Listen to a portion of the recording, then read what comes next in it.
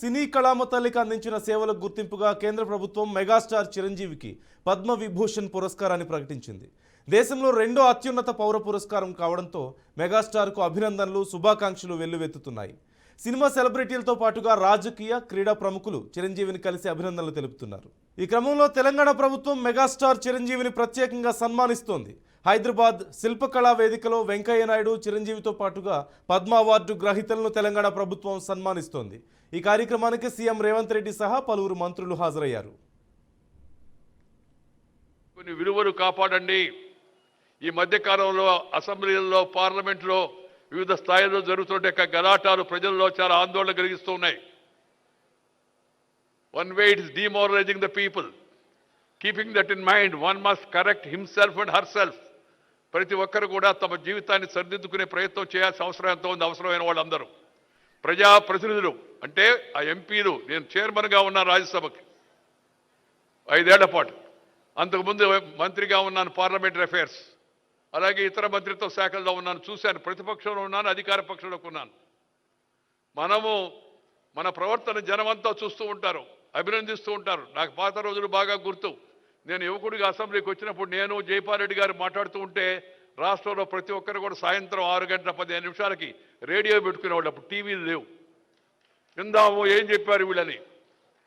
నువ్వు కష్టపడితే, మంచిగా జనం కోసం పనిచేస్తే, నీ మంచి ప్రవర్తన బాగుంటే జనం దాన్ని ఆదరిస్తారు. అందుకు నేను సొంతంగా అనుభవం చెప్పాను. ఆ రాజకీయాన్ని ఇప్పుడు నేను ఇక్కడ చెప్పదలుచుకోలేదు.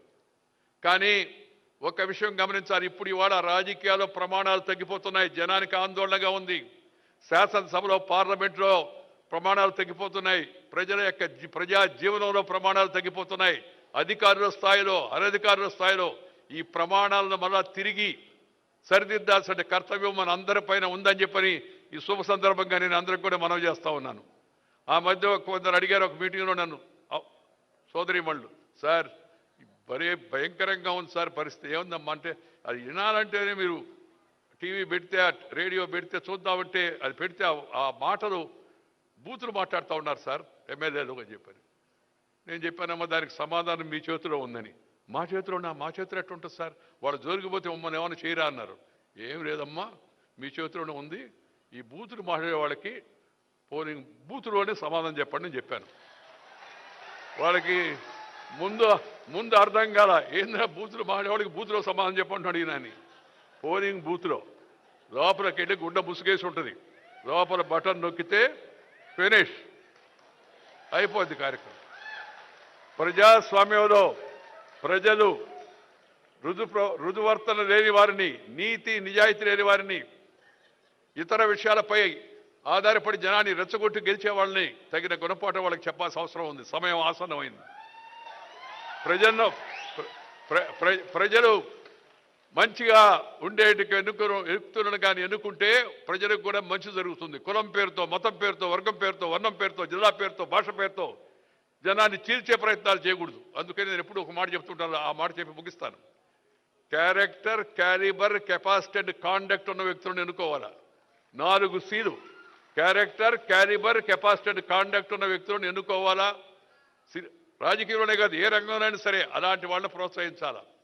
కానీ కొంతమంది నాయకులు కొత్తగా కనిపెట్టారు 4 Cలు. ఆ సీలు కష్టం కదా, అందుకని దాని ప్లేస్లో కొత్త సీలు కనిపెట్టారు. ఏందయ్యా కొత్త సీల్ అంటే? Caste, community, cash, criminality. ఆ సీలు బదులు ఈ సీలు. కానీ నేను వాళ్ళకి కూడా చెప్పదలుచుకున్నది, తాత్కాలికంగా ఒకసారి ఉపయోగపడవచ్చేమో, కానీ ఎల్లకాలం అది మనం రక్షించదు. కాబట్టి అందరూ కూడా ఆ లక్షణాలను వాటిని దూరంగా పెట్టి మంచితనంతో మంచిగా ప్రజలకు మేలు చేసే ప్రయత్నం ప్రజాప్రతినిధులు చేయాలని సందర్భంగా మనవి చేస్తూ, ప్రతిభ ఉంటే పురస్కారం లభిస్తుంది దానంతట అదే, దాని గురించి ఆలోచించాల్సిన అవసరం లేదని చెప్పని మరొకసారి చెప్తూ తెలంగాణ ప్రభుత్వానికి నేను అభినందనలు తెలియజేస్తూ, మరి నాకు రేవంత్ రెడ్డి గారు చెప్తే నేను చెప్పానయ్యా, మామూలుగా నేను సన్మానాలు పెద్దగా అంగీకరిస్తాను, దట్టు ఈ అవార్డు వచ్చిన సందర్భంగా అంటే, లేదు సార్ ప్రభుత్వం తరఫున మా తెలుగువాడిగా మీకు ఈ అవార్డు వచ్చినందుకు మేము ప్రభుత్వం తరఫున సన్మానిస్తామని చెప్పారు. అందుకే నేను వెంటనే అంగీకరించాను. ఇవాళ ఈ కార్యక్రమంలో పాల్గొన్నాను. మీ అందరి యొక్క అభిమానానికి హృదయపూర్వకమైన ధన్యవాదాలు తెలియజేస్తూ మీ దగ్గర సెలవు తీసుకుని నమస్కారం. జై హింద్.